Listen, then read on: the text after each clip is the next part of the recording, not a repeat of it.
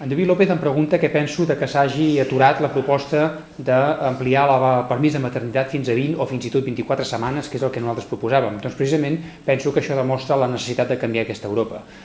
Qui va aturar aquesta proposta va ser fonamentalment la suma de forces del Partit Popular amb el grup liberal, on hi ha Convergència i Unió i el PNB. Va ser la seva manera de veure Europa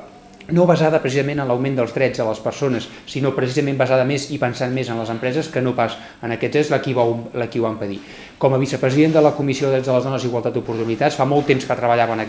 aquesta proposta, entenia fins i tot que el permís de 20 setmanes era insuficient, nosaltres proposàvem fins i tot que fos a 24 setmanes i demanàvem que a més això anés acompanyat d'unes mesures de responsabilitat per part també dels pares, entenent que no només és una qüestió dels drets de les mares, sinó de responsabilitat dels pares, i per tant també demanàvem permisos obligatoris per part dels pares. Per tant, sàpigues, David, que des d'aquest punt de vista ho he fet i ho seguiré fent,